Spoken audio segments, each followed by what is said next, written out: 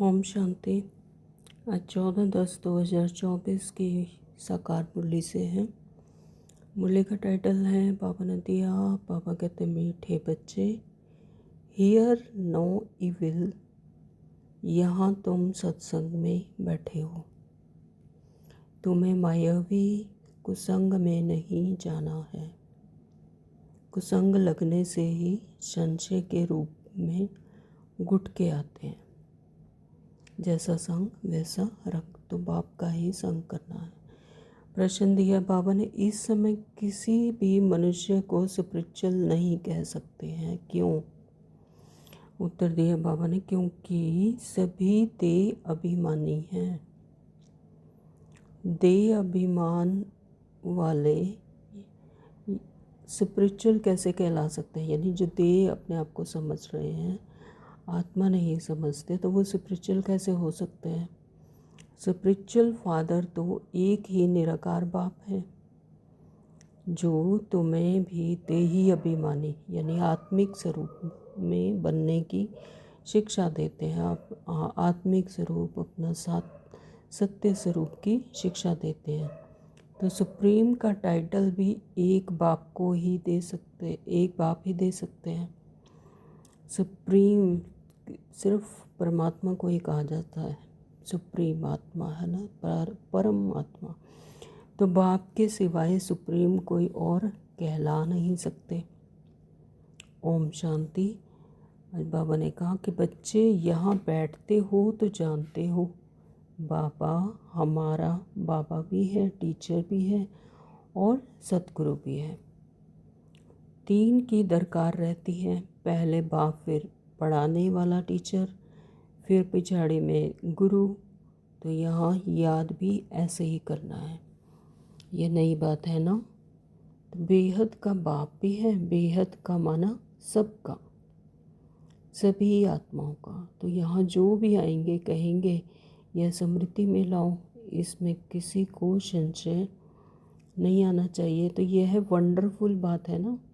जन्म जन्मांतर कभी ऐसा कोई मिला होगा जिसको तुम बाप भी कहो, टीचर, सतगुरु समझो? तो सो भी सुप्रीम, बेहद का बाप, बेहद का टीचर और बेहद का सतगुरु, ऐसा कभी कोई मिला? सिवाय इस पुरुषोत्तम संगम युग के कभी मिल ना सके। तो इसमें कोई कभी संशय हो तो हाथ उठाएं। बाबा कहते हैं हाथ उठाओ। तो यहाँ सब निश्चय बुद्धि होकर बैठे हैं। मुख्य है ही यह है तीन, बेहद का बाप, नॉलेज भी बेहद की देते हैं। बेहद की नॉलेज तो यह एक ही है ना। हद की नॉलेज तो तुम अनेक पढ़ते हैं।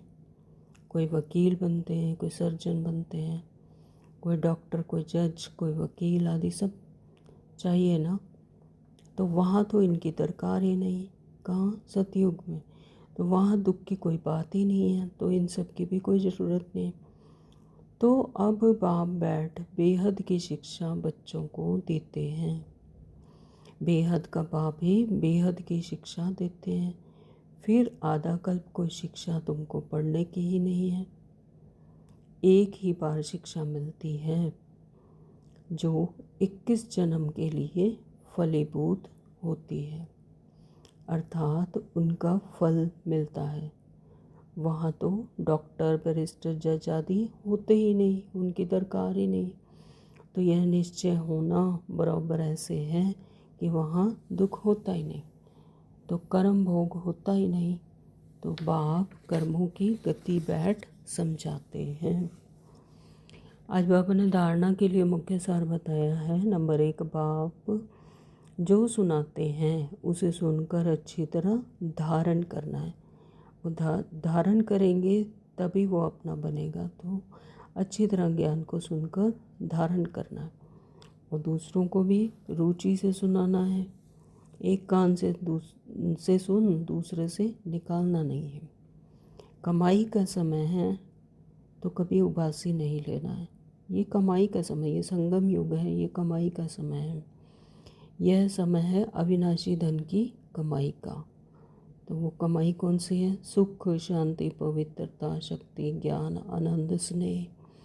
ये सब कमाई करने का समय है। और उबासी नहीं लेना, यानी आलस्य नहीं करना उसमें। नंबर 2, बाबा ने बताया कि बाबा का राइट हैंड बन बहुतों का कल्याण करना है।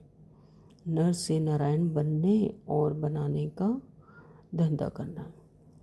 बाबा ने वरदान दिया है कि किसी के व्यर्थ समाचार को सुनकर इंटरेस्ट बढ़ाने के बजाय फुल स्टॉप लगाने वाले परमत से मुक्त भव।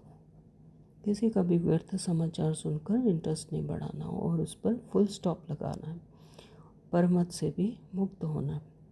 तो कई बच्चे चलते चलते श्रीमत के साथ आत्माओं की परमत मिक्स कर देते हैं, और जब कोई ब्राह्मण